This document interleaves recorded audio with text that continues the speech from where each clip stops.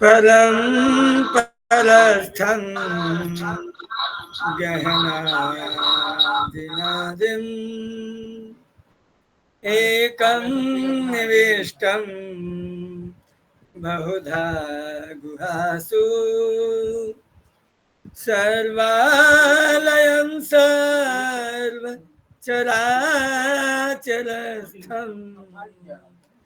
त्वमेव शम्भुं शरणं प्रपद्ये त्वामेव शम्भुं शरणं प्रपद्ये। तो सर्वेभ्यो नमो नमः। नमो नमः गुरुदेव। मैं अपने स्वात्मरूपी शिव को नमस्कार करते हुए मैं आज कर्मकांड और ज्योतिष की सम्मिलित कक्षा में उपस्थित हूँ और आप लोगों का मैं स्वागत करता हूँ। और जहाँ तक कि मैं आपके सामने कुछ बातें उपस्थित करना चाहता हूँ।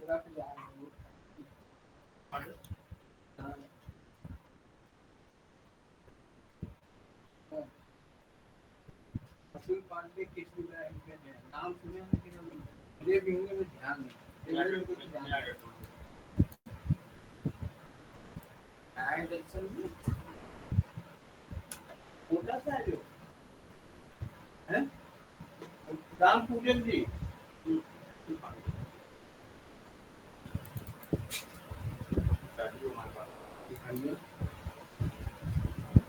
रामपूजन पांडे जी तो न्याय के वो है ना।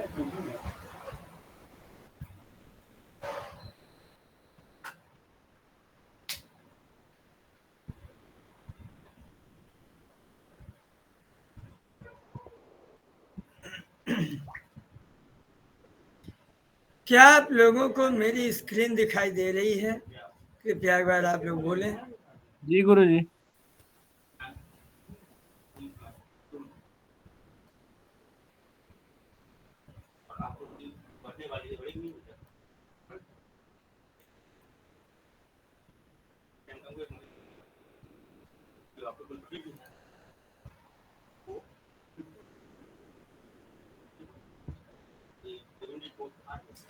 ये देखिए आप लोगों को सुनाई दे रहा है? क्या मेरी बात आप लोग सुन पा रहे हैं? जी गुरु जी। कृपया एक बार बोलें आप। जी गुरु जी। तेल किस दिन लगाना चाहिए? क्या आप लोग मेरी आवाज सुन पा रहे हैं? जी गुरु जी। जी गुरुदेव। जी गुरु जी। सच्ची में?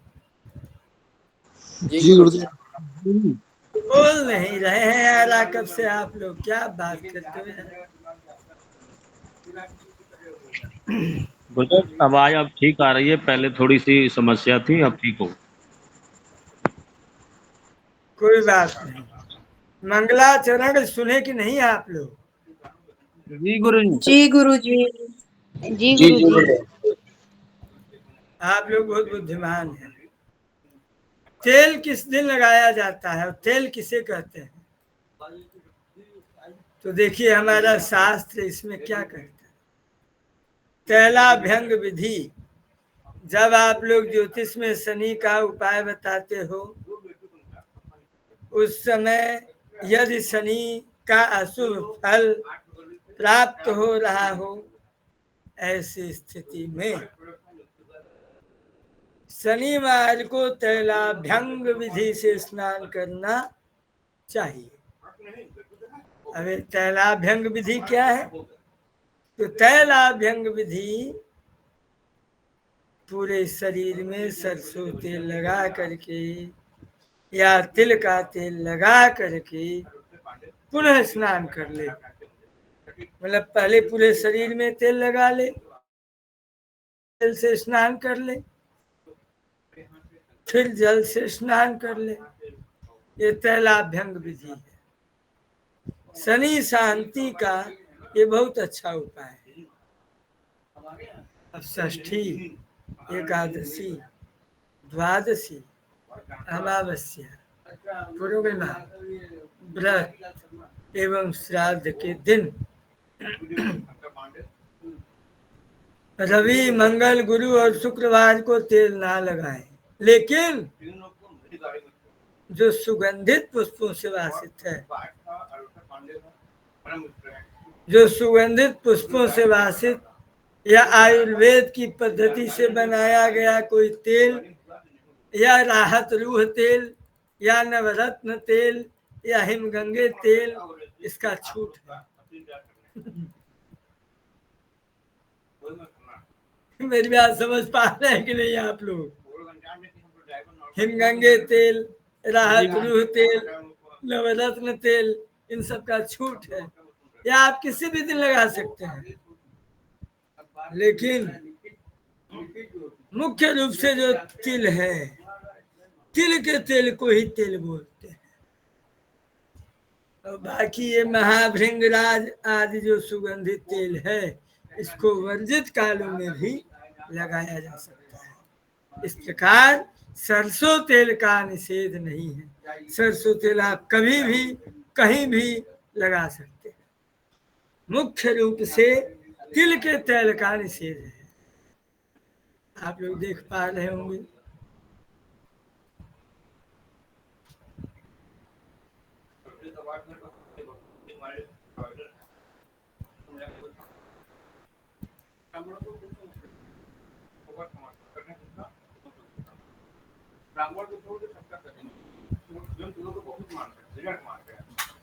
देखिए,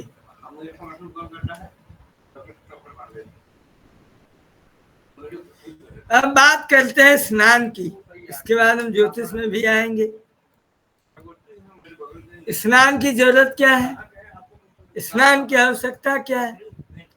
प्रातः काल है। आप लोगों को एक चुटकुला सुनाता हूं ताकि आप लोगों का मन लगा रहे। सुनाऊं कि नहीं सुनाऊं? गुरु जी। जी गुरु जी। एक श्लोक है संस्कृत में, प्रातः स्नायी नरकम जातः, प्रातः स्नायी नरकम जातः, माघ स्नायी विशेषतः, पर स्त्री गले बद्ध्वा मुक्त नहीं संशय। इसका अगर आप शाब्दिक अर्थ लगाएंगे तो क्या होगा? कोई बता सकता है आप लोगों में से?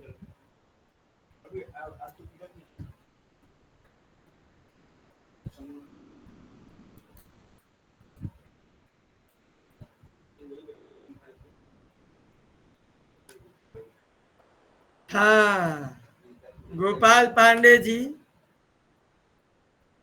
जी गुरु जी। आपका स्वागत है।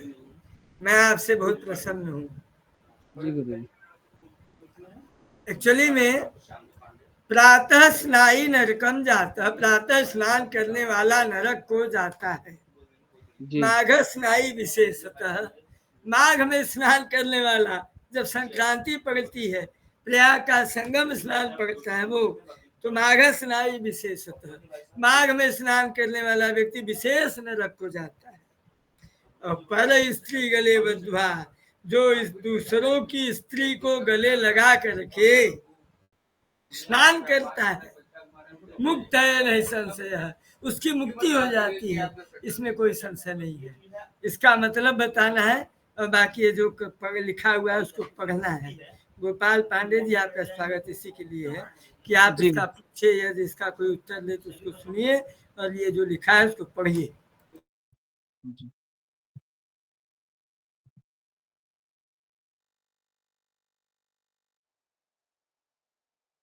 प्रातः काल स्नान करने के पश्चात मनुष्य शुद्ध होकर जप, पूजा पाठ आदि समस्त कर्मों के योग्य बनता है।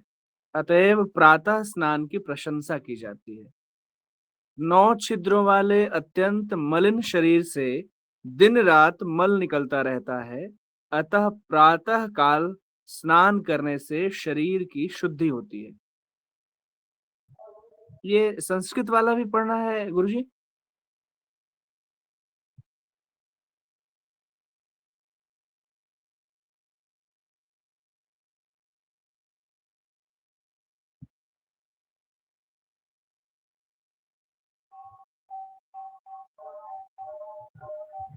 गुरुजी ये संस्कृत वाला भी पढ़ना है क्या?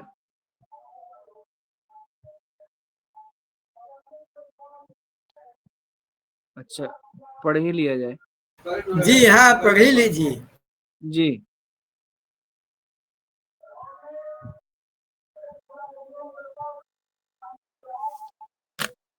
प्रातः स्नानं प्रशंसन्ति दृष्टा दृष्टकरं हि तत् सर्वं हरति शुद्धात्मा प्रातः स्नायी जपादिकम। दूसरा श्लोक है अत्यंत मलिनः कायो नव छिद्र समन्वितः स्रवतेष दिवारात्रौ प्रातः स्नानं विशोधनम। शुद्ध तीर्थ में प्रातः काल स्नान करना चाहिए क्योंकि ये मलपूर्ण शरीर शुद्ध तीर्थ में स्नान करने से शुद्ध होता है।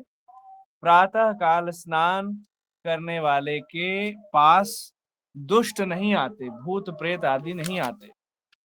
इस प्रकार दृष्ट फल शरीर की स्वच्छता, अदृष्ट फल पापनाश और पुण्य की प्राप्ति, ये दोनों प्रकार के फल मिलते हैं। अतः प्रातः स्नान करना चाहिए। प्रातः स्नानं चरित्वात् शुद्धे तीर्थे विशेषतः प्रातः स्नानाद्यतः शुद्धयेत कायोऽयं मलिनः सदा नोपसर्पन्ति वै दुष्टाः प्रातः स्नानीय जनं क्वचित् दृष्टा दृष्ट फलम तस्मात् प्रातः स्नानं समाचरेत्। रूप, तेज, बल, पवित्रता, आयु, आरोग्य, निर्लोभता, दुष्स्वप्न का नाश, तप और मेधा, ये 10 गुण स्नान करने वालों को प्राप्त होते हैं। गुणा 10 स्नान परस्य साधो रूपम च तेजश्च बलम च शौचम आयुष्यमारोग्य आरोग्यम लोलुपत्वम दुख स्वप्नान नाशश्च तपश्च मेधा। वेद स्मृति में कहे गए समस्त कार्य स्नान मूलक हैं। अतएव लक्ष्मी, पुष्टि एवं आरोग्य की वृद्धि चाहने वाले मनुष्य को स्नान सदैव करना चाहिए। स्नान मूलाः क्रियाः सर्वाः श्रुति स्मृति युदिता निर्णाम तस्मात् स्नानं निषेवेत श्री पुष्ट्यारोग्य वर्धनम। स्नान के भेद: मंत्र स्नान, भौम स्नान, अग्नि स्नान, वायव्य स्नान, दिव्य स्नान, वारुण स्नान और मानसिक स्नान, ये 7 प्रकार के स्नान हैं। आपो ही ष्ठा इत्यादि मंत्रों से मार्जन करना मंत्र स्नान, समस्त शरीर में मिट्टी लगाना भौम स्नान, भस्म लगाना अग्नि स्नान, गाय की खुर की धूलि लगाना वायव्य स्नान, सूर्य किरण में वर्षा के जल से स्नान करना दिव्य स्नान, जल में डुबकी लगाकर स्नान करना वारुण स्नान, आत्मचिंतन करना मानसिक स्नान कहा गया है। मान्त्रम भौमम तथा ज्ञेयम वायव्यम दिव्यमेव च वारुणम मानसम चैव सप्त स्नानान्यनुक्रमात्। आपो हि शठादेभिर्मान्त्रम मृदालंभस्तु पार्थिवम आग्नेयं भस्मना स्नानं वायव्यं गोरजः स्मृतं यत्तु 7 पवर्षेण स्नानं तद दिव्यमुच्यते। अवगाहो वारुणं स्यात् मानसं यात्मचिंतनम। आगे पढ़ो गुरुजी।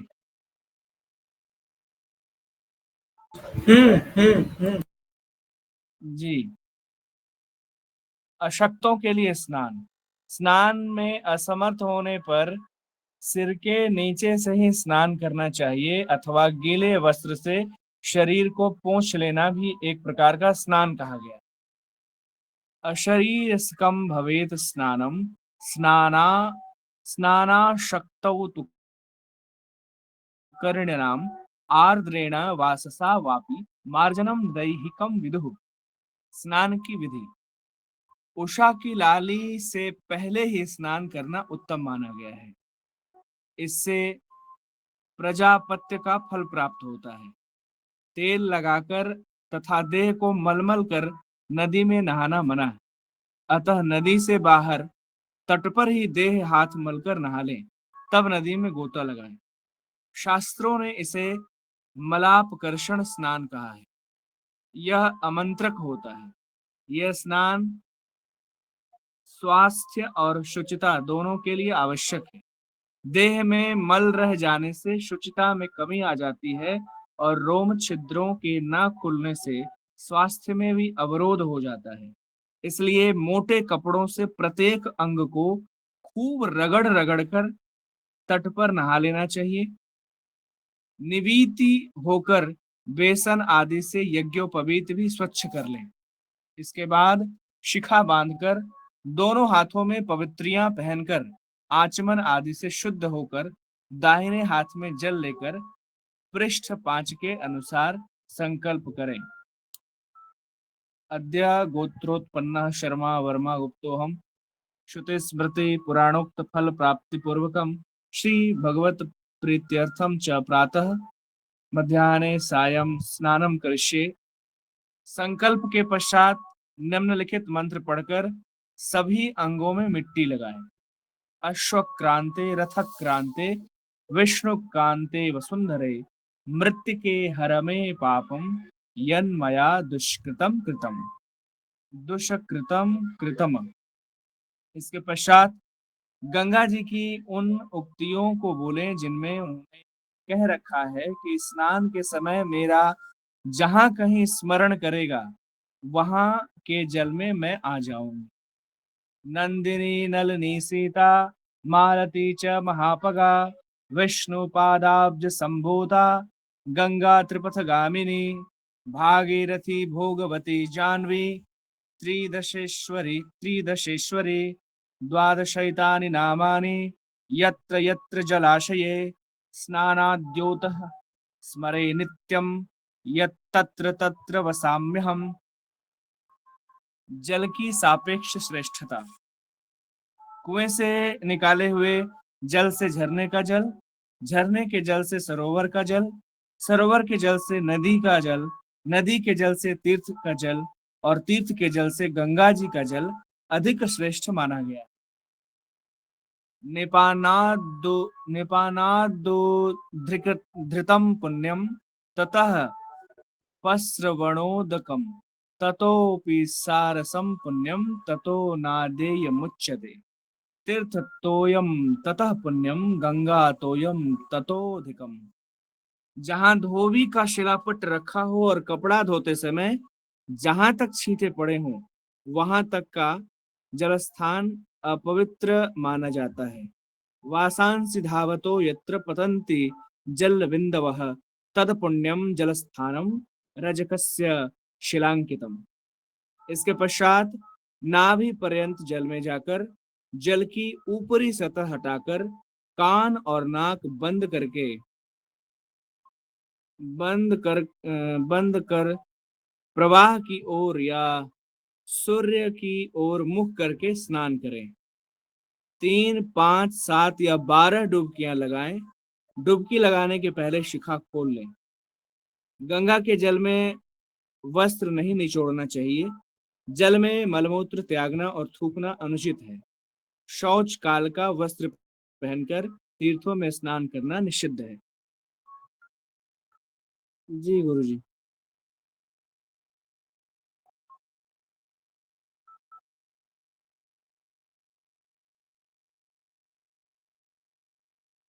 स्नानांग तर्पण। गंगा आदि तीर्थों में स्नान के पश्चात स्नानांग तर्पण करें। संध्या के पहले इसका करना आवश्यक माना गया है। यही कारण है कि अशौच में भी इसका निषेध नहीं होता तथा जीवित पितरों के पितृकों के लिए यह विहित है। जीवित पितृकों के लिए केवल इतना अंतिम अंश त्याज्य, इसका अंतिम अंश त्याज्य होता है, जिसका आगे कोष्ठक में निर्देश कर दिया गया है। इसमें तिलक जल से ही किया जाता है। बाएं हाथ में जल लेकर दाहिने अंगूठे से ऊर्ध्व पुंड कर लें, तदंतर 3 उंगलियों से त्रिपुंड करें। जलांजलि देने की रीति यह है कि दोनों हाथों को सटाकर अंजलि बना लें। इसमें जल भरकर गौ के सींग जितना ऊंचा उठाकर जल में ही अंजलि छोड़ दें। इसमें देव, ऋषि, पितर एवं अपने पिता, पितामह आदि का तर्पण होता है।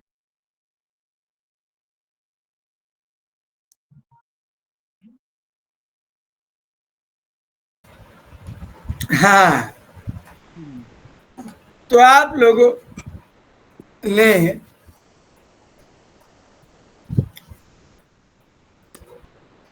स्नान के बाद क्या करना चाहिए? सबसे पहले तो हमने बात कल की थी फ्रेश होने की और ब्रश करने की। जी। तो फ्रेश होने के बाद, ब्रश करने के बाद क्या? स्नान। तो हम लोग क्या करते हैं? सुबह सो के उठते ही, हाँ भैया,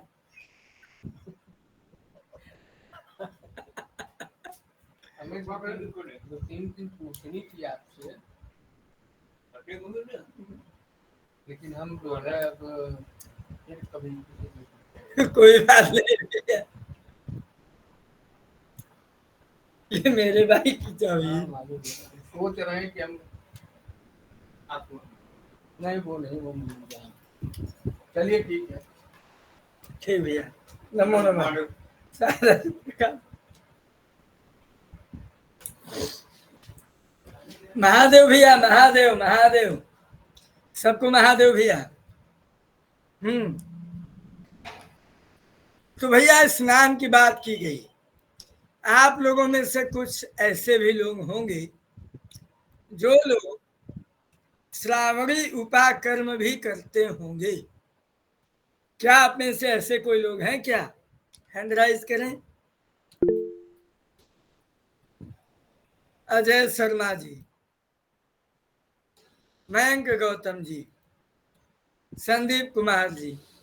तो आप तीनों में से कोई एक व्यक्ति बताइए किस किस चीज का स्नान किया जाता है?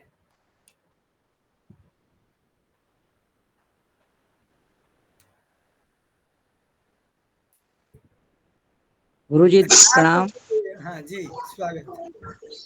दूध, दही, शहद, ये आज पंचामृत से भी स्नान गुरुजी करते हैं। जी आओ। दूध, दही, शहद, गंगा जल गुरुजी। नहीं तो आप और दोनों लोग नहीं जी गुरुदेव हम बताते हैं। पंचगव्य का पान भी करते हैं गुरुजी। नहीं और तो आप तीनों लोग नहीं जानते। रहने गोबर दीजिए। मिट्टी, गोबर मिट्टी भी गुरुजी।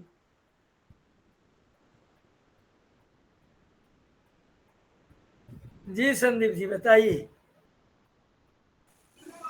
गुरुदेव जल, भस्म, शहद, गोमय, गोमूत्र, पंचगव्य, ये शहद नहीं है। अपामार्ग से, दूर्वा से, मृतिका से, कुशोदक से इसे स्नान होते हैं।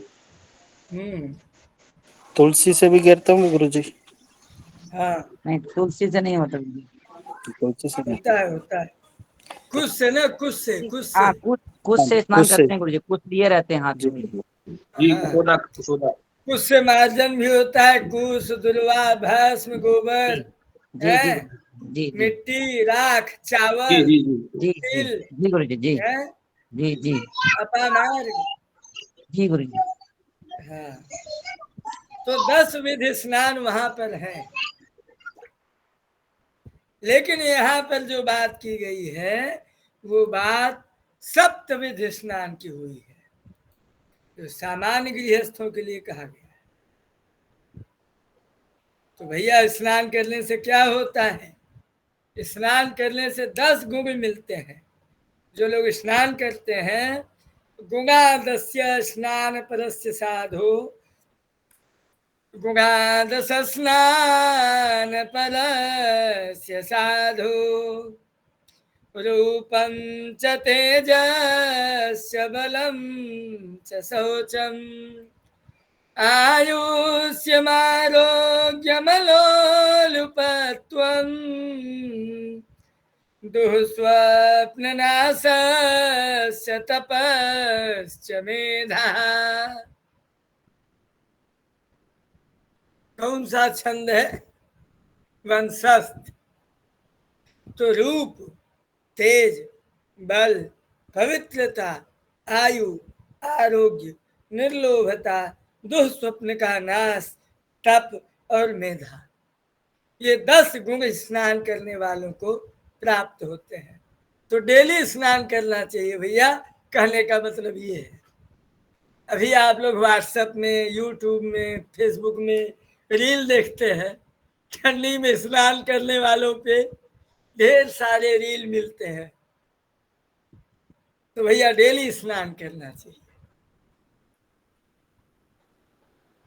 लक्ष्मी, पुष्टि एवं आरोग्य की वृद्धि चाहने वाले मनुष्य को स्नान सदैव करना चाहिए। अब जो लोग स्नान करने में समर्थ हैं तो उनके लिए सिर के नीचे से, जैसे औरतें लोग जो है कहा जाता है कि बाल धोकर स्नान वो रोज नहीं करती हैं, तो उनके लिए स्नान की विधि क्या कही गई है कि बाल को छोड़ के स्नान सिर के नीचे से ही स्नान करना चाहिए। या कोई बीमार व्यक्ति है तो उसको जो है गीले कपड़े से, गीले वस्त्र से शरीर को पोंछ लेना भी एक प्रकार का स्नान है। अब स्नान की विधि, स्नान कब करना चाहिए? तो उषा की लाली से पहले ही, सूर्योदय के पहले ही स्नान कर लेना चाहिए। अगर आप उस समय कर लेते हैं तो आपको प्रजापत्य स्नान का फल प्राप्त होता है। तेल लगा करके, देह को मलमल करके नदी में नहाना मना है। ये सब तो आप लोगों ने सुन ही लिया। तो इसलिए साबुन लगाना है, तेल लगाना है आपको, तेल साबुन, तो तेल साबुन आप बाहर नदी के किनारे ही तट पर लगा करके तब आप नदी में गोता लगाएं। नदी के पानी को गंदा नहीं करें, है ना। शैम्पू लगाना है तो आप तट पर लगाएं, ठीक है। और जब स्नान करें तो बेसन इत्यादि से, ये देखिए लिखा है, बेसन इत्यादि से यज्ञोपवीत इत्यादि भी स्वच्छ कर ले। स्नान मतलब कि हर स्नान है। चलिए, बहुत सुंदर, आप लोगों से मिलकर के मुझे खुशी हुई। स्नान के बाद क्या करें?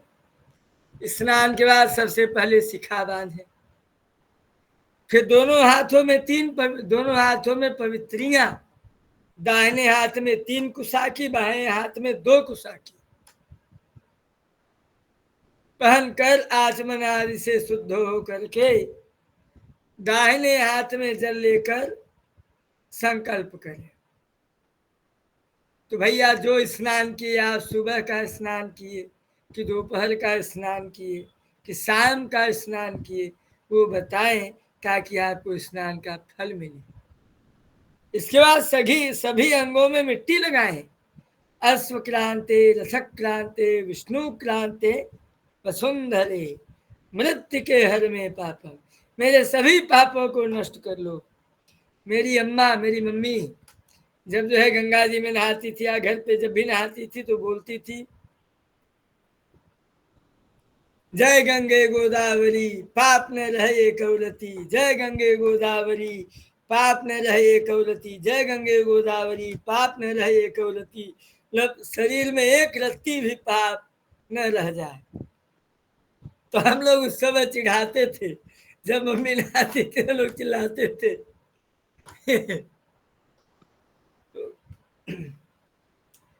तो स्नान से जो है शरीर में पाप का नाश होता है। जब आप बहुत चिंता में हो, बहुत टेंशन में हो, बहुत दुख में हो, जाके नहा लीजिए।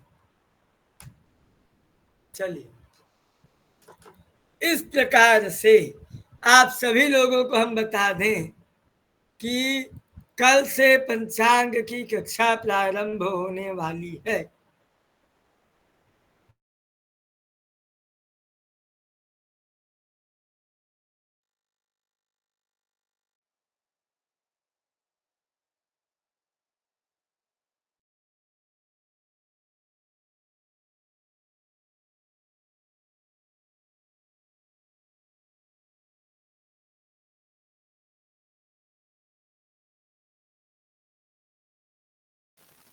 मेरी आवाज रुक गई आपकी?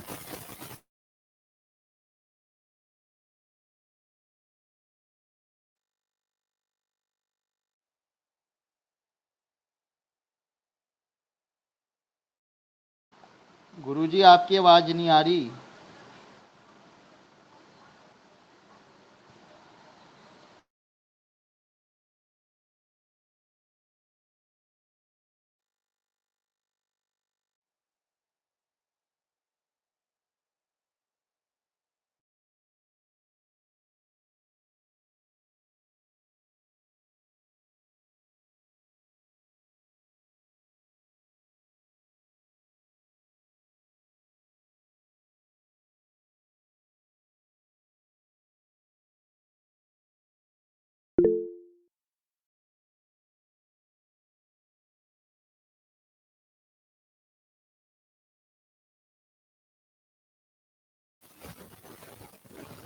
गोपाल जी, ये पुस्तक ये नित्य कर्म पूजा विकास गीता प्रेस ग्रुप। गीता प्रेस से आती है। थोड़ा आप लोग शांत रहिए, आ रहे हैं गुरुजी।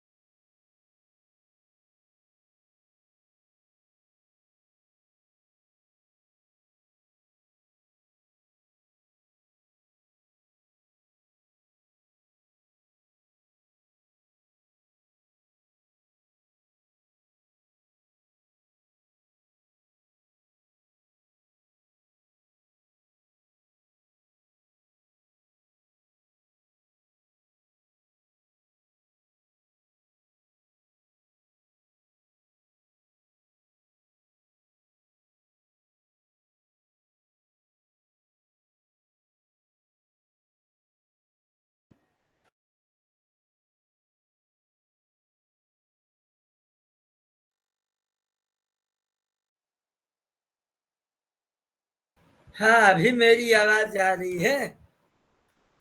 जी गुरुजी, जी गुरुजी। जी गुरुजी। आ रहा हूँ और अभी तक मैंने कंटिन्यू आप लोगों को पढ़ाया, कंटिन्यू आप लोगों को मैंने अध्यापन कराया। अब आप लोग बताओ कहाँ तक सुने थे, तब वहां के आगे मैं चलूं। कल पंचांग की कक्षा होगी। अच्छा, ये मैंने गंगा स्नान का महत्व बताया, आप लोगों ने सुना है? जी गुरुजी। जी गुरुजी। गंगा जी के 12 नामों को बताया, आप लोगों ने सुना?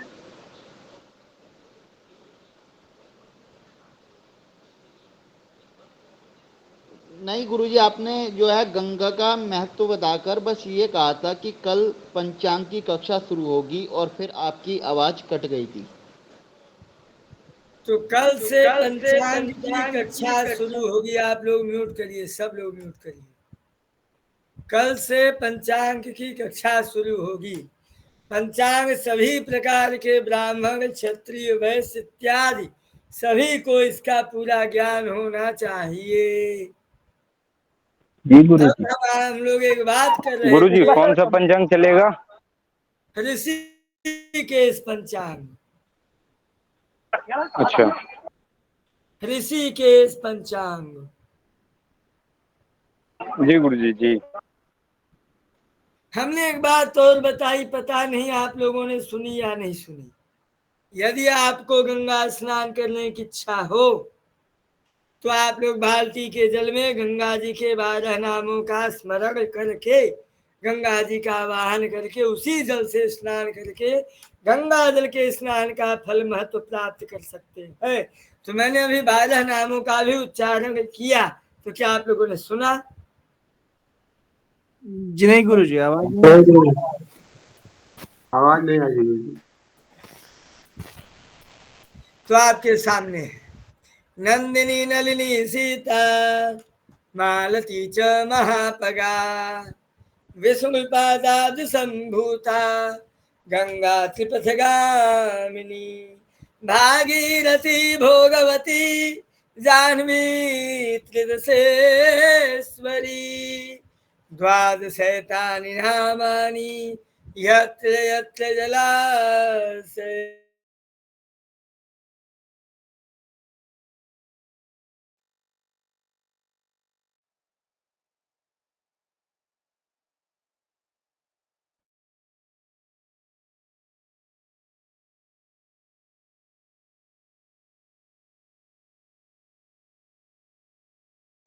हेलो गुरुजी, आपकी आवाज नहीं आ रही है।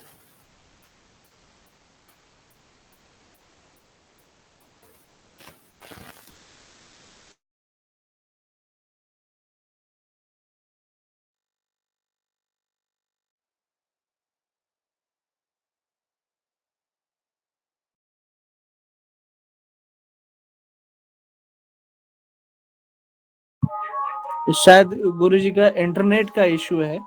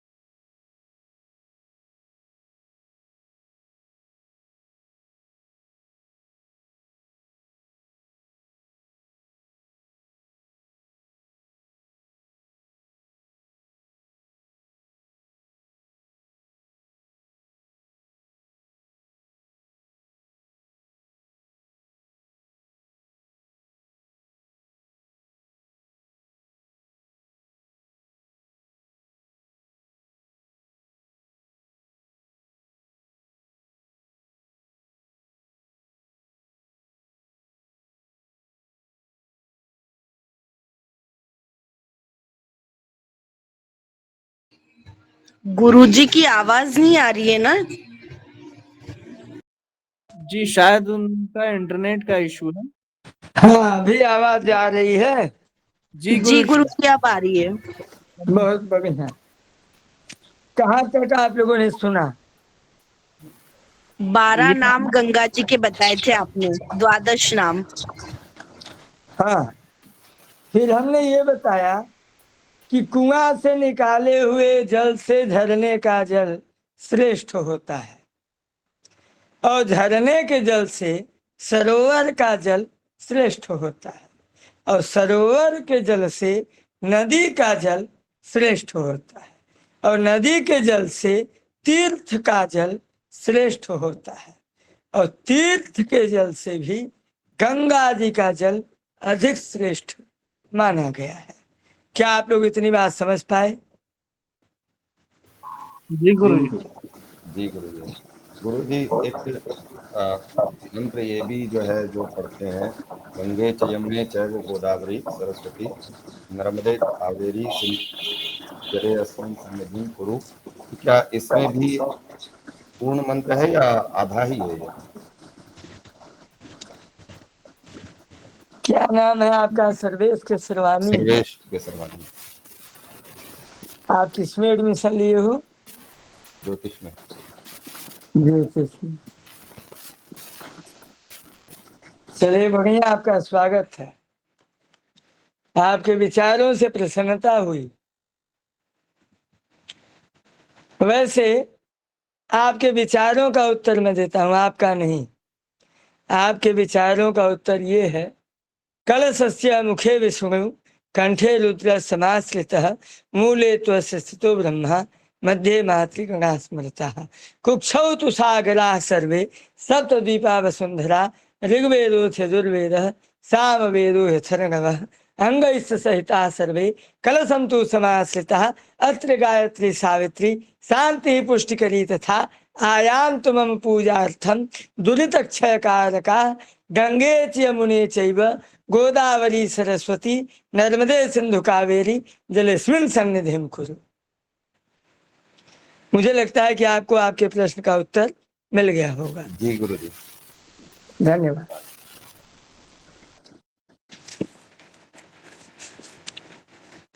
लेकिन ये अच्छी बात नहीं है ना?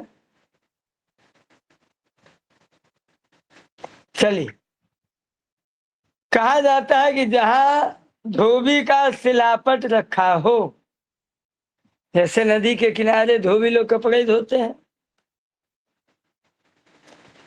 तो नदी के किनारे जो धोबी का कपड़ा जो पत्थर रखा हो, जिससे वो पटक पटक के कपड़े धोता है, तो उस समय पटक के कपड़ा धोते समय जहां जहां तक छीटा जाता है वहां तक का जल स्थान अपवित्र माना गया है।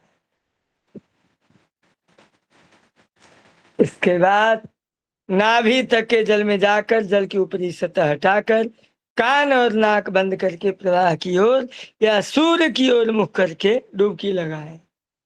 3, 5, 7 या 12 डुबकियां लगाएं। डुबकी लगाने के पहले शिखा खोल लें। मतलब शिखा आप संध्या के समय बांध लें, शाम को सोने से पहले खोल दें। गंगा जी के जल में वस्त्र नहीं निचोड़ना चाहिए, है ना? मल मूत्र त्यागना, थूकना इत्यादि भी वर्जित है। स्नान के बाद तर्पण करना चाहिए। तर्पण कई प्रकार के होते हैं, देव तर्पण, ऋषि तर्पण, मतलब कि देवताओं का तर्पण करना चाहिए, ऋषियों का तर्पण करना चाहिए, पितरों का तर्पण करना चाहिए, है ना? चलिए, इसके बाद संध्या करनी चाहिए। क्या करना चाहिए? वस्त्र पहनना चाहिए। वस्त्र पहनने के लिए भी कोई नियम है क्या? तो आप लोग कहेंगे अरे कपड़े पहनने के लिए भी कोई नियम? बोले हाँ, वस्त्र पहनने के लिए भी कोई नियम है। तो क्या नियम है?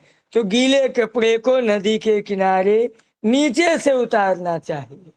लेकिन अगर आप घर पर स्नान कर रहे हैं तो घर पर जब भी स्नान करके गीले कपड़े को उतारें तो ऊपर की ओर से उतारें और उतारे हुए वस्त्र को 4 गुना चौपट करके 4 बार चौपट करके तब निचोड़ना चाहिए और इसे बाईं ओर रखना चाहिए। और जैसे कुछ लोग, पुरुष लोग, स्त्रियों की बात नहीं कर रहा हूँ, पुरुष लोग स्नान करके अंडरवियर अपने कंधे पे रख करके, और कहीं कहीं तो मैंने देखा है कि अपने सिर में टोपी की तरह पहन करके चल लेते हैं। तो सिर पर टोपी की तरह पहन के या कंधे पर रख करके ये अनुचित है। निचोड़े हुए वस्त्र को कंधे पर रखना मना है। नहीं भाई, जो बात है फैक्ट है, गलत बोल रहा हो तो बताओ।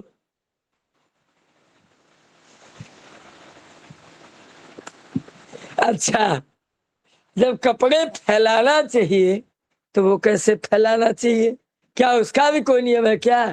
तो बोले हाँ, उसका भी नियम है। बोले उसका क्या नियम है?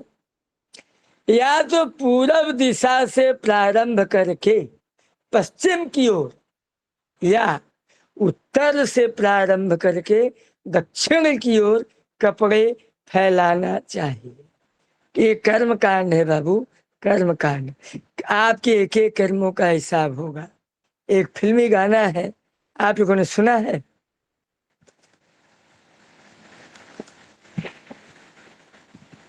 कर्मों का तेरे एक एक हिसाब होगा।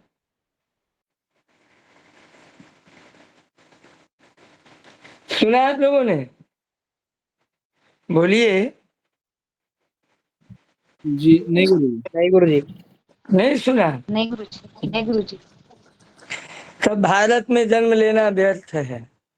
भारत में यदि आपने जन्म लिया है तो आपको कुछ पुरानी विरासतें, कुछ पुराने फिल्मी गाने, कुछ पुराने भजन, कुछ पुराने लोग, कुछ पुरानी अपनी संस्कृति जाननी चाहिए, है ना? पुराने जमाने में एक गाना आया था, बहुत फेमस हुआ था। उस गाने का जब मैं लाइन बोलूंगा तो आप लोगों को समझ में आ जाएगा।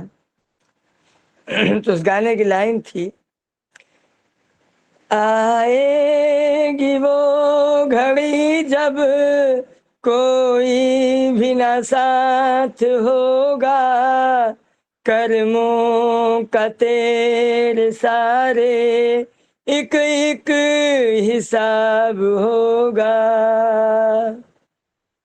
ये सोच ले अभी तू, फिर वक्त ये न आना, बरसों की तू क्यों सोचे, पल का नहीं ठिकाना, कुछ पल की जिंदगानी, एक रोज सबको जाना, बरसों की तू क्यों सोचे, पल का नहीं ठिकाना।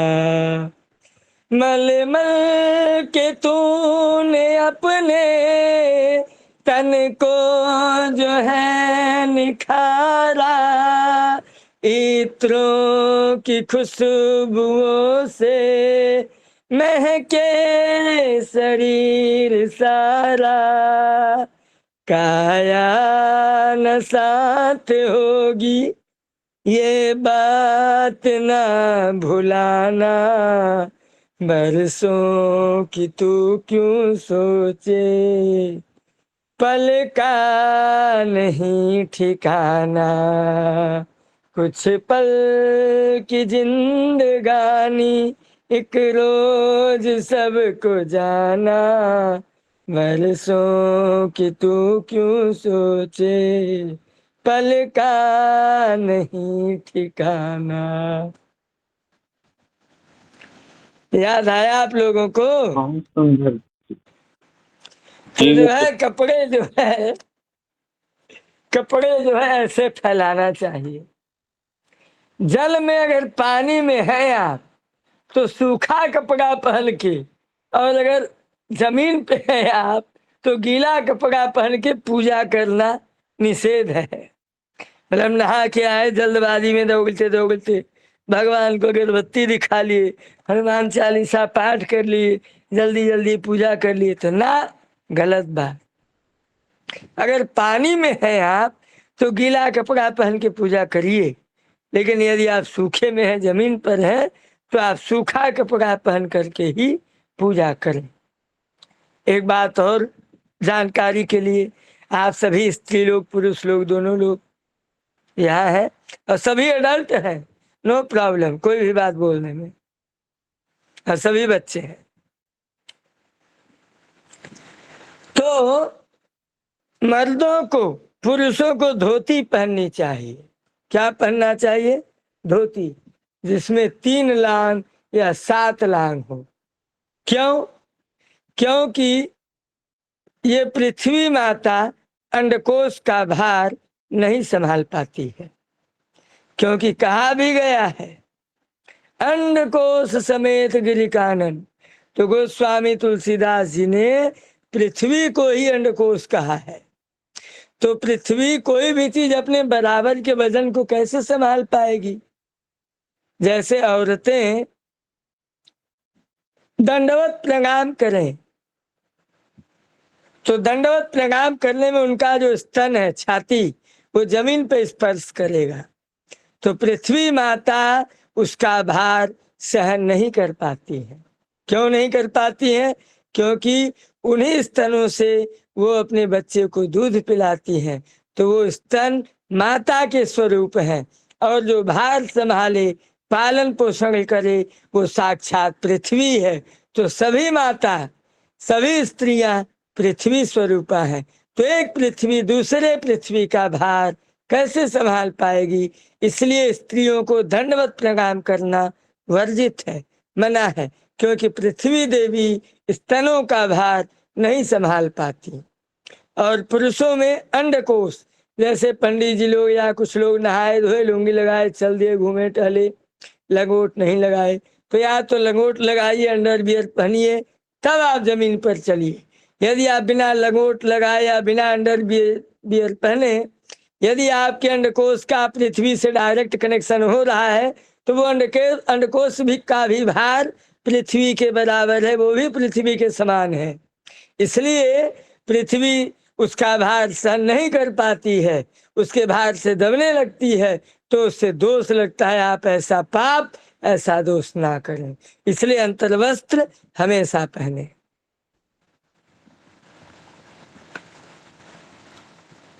अब जो है ब्राह्मणों को या यज्ञशाला में लांग लगा करके ही जाना चाहिए, जिसमें 3 लांग मतलब 3 कच्छ, 1 लांग पीछे की ओर जो खोसा जाता है, पंडित जी लोग पहनते हैं, पहले की तो महिलाएं भी पहनती थी।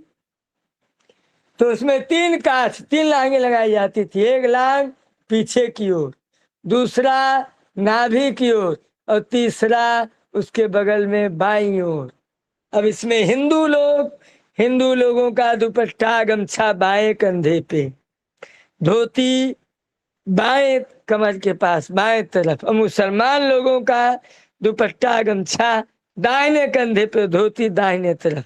यही पहचान है। तो आप हिंदू मुसलमान ये जो पहचान है, इसके हिसाब से धोती को भी जाने। मुझे पर्सनली 8 प्रकार की धोती पहनने आती है।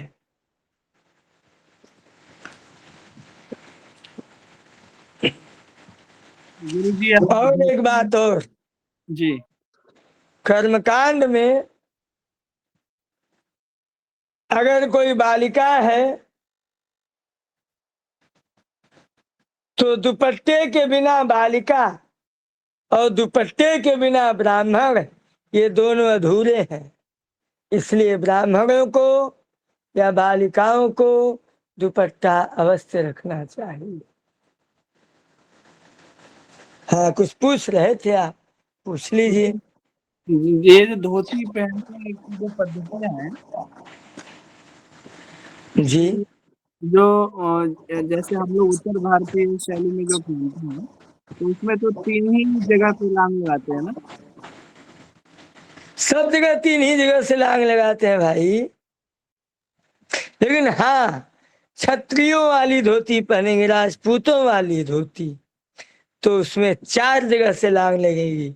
1 पीछे 3 आगे, नहीं 2 पीछे 2 आगे, 1 सेंटर, आगे और पीछे, मतलब 5 जगह से लांग लगेगी। ब्राह्मणों की धोती पहनेंगे तो 3 जगह से लांग लगेगी, सभी जगह। चलिए आगे चलिए। आसन,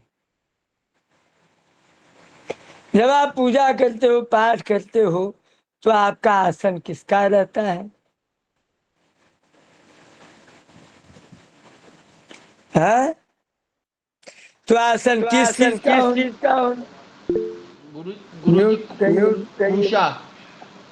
कुशा।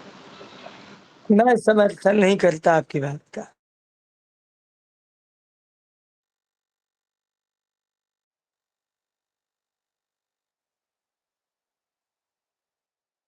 वर्जित किया है।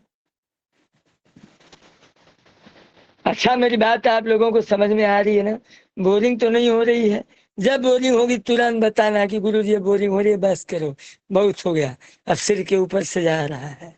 तो मैं तुरंत ज्योतिष में एंट्री कर लूंगा, तुरंत अपना रंग बदल लूंगा, आप टेंशन नहीं लेना, ठीक है?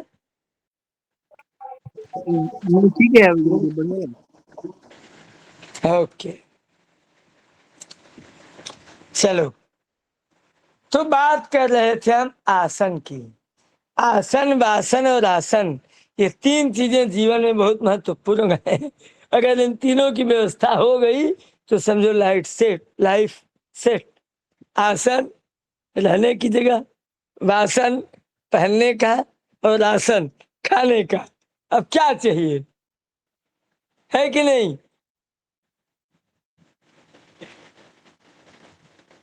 जी गुरुजी। इसीलिए मैं बोलता हूँ भैया, आसन, वासन और आसन तीनों की व्यवस्था पहले से रखो। तो आसन बैठने के लिए, पूजा करने के लिए, पाठ करने के लिए। कई लोग आपसे पूछेंगे कहेंगे कक्षा में कौन है, कोई नाम बताए अपना? कुसुमलता जी।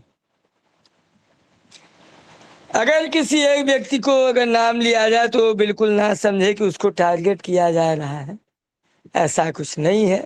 ये टारगेट वारगेट ये सब जो है उजड्डों की बातें हैं। बाकी उदाहरण के रूप में अगर आप कक्षा में कोई उदाहरण लेते हो तो उदाहरण से बहुत जल्दी समझ में आता है सबको। तो कुसुमलता जी जो है यहाँ पे ज्योतिष सीखी 1 साल का। 1 साल का ज्योतिष सीखने के बाद अपने बोर्ड के बाहर टांग दी, भारतीय ज्योतिष संस्थानम ज्योतिष परामर्श, हफ्ते में 5 दिन, सायं 7 से 8 या 3 से 7, दोपहर 3 बजे से सायं के 7 बजे तक सभी समस्याओं का समाधान।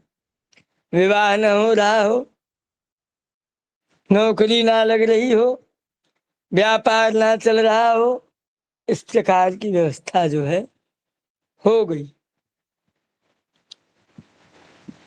लेकिन अगर कोई आपसे आए पूछे गुरुजी या गुरु माता जी या कुसुमलता जी, प्लीज मैम आप मुझे ये बताइए कि मैं ये साधना करना चाहता हूँ, मैं किस आसन पे बैठूं? तो आपको बताने के लिए तुरंत कुसुमलता जी उत्तर लेंगी। क्या उत्तर लेंगी? कि ये भैया अगर तुम जप करना चाहते हो, किसी मंत्र का जप करना चाहते हो, तो कुशा का आसन, कंबल का आसन, मृग चर्म का आसन, व्याघ्र चर्म का आसन, रेशम का आसन तुम ले सकते हो। तो बोले भैया, तो पूछे कि तब आप बताइए प्लीज कि हम कौन सा आसन नहीं ले सकते? तो बोले कि बांस का आसन, मिट्टी का आसन, पत्थर का आसन, पत्ते का आसन, गोबर का आसन, पलाश का आसन, पीपल का आसन, और जिसमें लोहे की कील लगी हो ऐसे आसन पर ना बैठे। और साथ में जिनके पुत्र हैं वो पुत्रवान गृहस्थ भी मृग चर्म पर ना बैठे, और साथ में अपनी शिखा बांधे। शिखा बांधे क्यों? जब भी स्नान करिए, दान करिए, जप करिए, होम करिए, संध्या करिए, देवार्चन करिए, कोई भी कर्म करिए तो बिना शिखा बांधे मत करिए।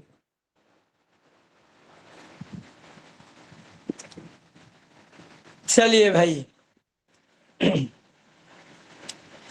बात रही यज्ञोपवीत की। आप सभी कर्मकांड की कक्षा वाले विद्यार्थी और ज्योतिष के विद्यार्थी ध्यान से सुने। सबके लिए अत्यंत आवश्यक सूचना कि सबको पंचांग देखने आना चाहिए। तो कल से दोनों कर्मकांड और ज्योतिष डिप्लोमा की कंबाइंड कक्षा, पंचांग प्रकरण की कक्षा चलेगी। आपके पाठ्यक्रम में जो पंचांग का पाठ्यक्रम है, पंचांग के पाठ्यक्रम के बाद साथ में मुहूर्त इत्यादि का जो पाठ्यक्रम है उसका भी पाठ्यक्रम आपको कल से प्रारंभ हो रहा है। तो आप लोग अब ये कर्मकांड में आप लोगों का संक्षिप्त परिचय हो गया, दर्शनों से परिचय हो गया। अब आप लोग सबसे पहले पंचांग देखना सीखें, इसके बाद हम लोग संस्कार पर बात करेंगे, यज्ञोपवीत पर बात करेंगे, बाकी विषयों पर बात करेंगे। बाकी संक्षिप्त परिचय आप लोगों ने ले लिया। आज हमारा नमस्कार आप सभी को, सादर नमस्कार, धन्यवाद। सर लिंक कौन सी रहेगी कल से जो पंचांग की क्लास चलेगी?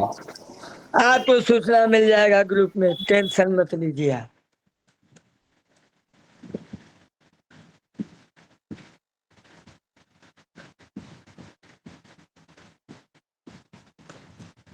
चलिए अब हम लोग ज्योतिष की कक्षा में प्रवेश करते हैं। गुरुजी बस ज्योतिष की भी जिज्ञासा है मेरी क्या कि ये जो मंत्रों को जो अलग अलग पद्धति से पढ़ने की जो शैली है, जो आपने कहा कि अभी जो पीछे एक आपने मंत्र पढ़ा था तो आपने कहा ये फला छंद में है, तो आपने उसकी शैली अलग रखी, दूसरे की शैली अलग रखी, ये कैसे हम लोग सीख पाएंगे? ये आप लोगों को यहाँ कक्षा में नहीं सिखाया जाएगा, ये बाहर की कक्षा में यदि आप लोग इंटरेस्टेड होंगे तो टाइम मिलने पे कभी अलग से सिखा देंगे। ये कर्मकांड का विषय नहीं है। कर्मकांड आपको वैदिक छंद सिखाए जाएंगे। जी जी अलग कर दीजिए। ओके, मैं भी जल पी लेता हूँ।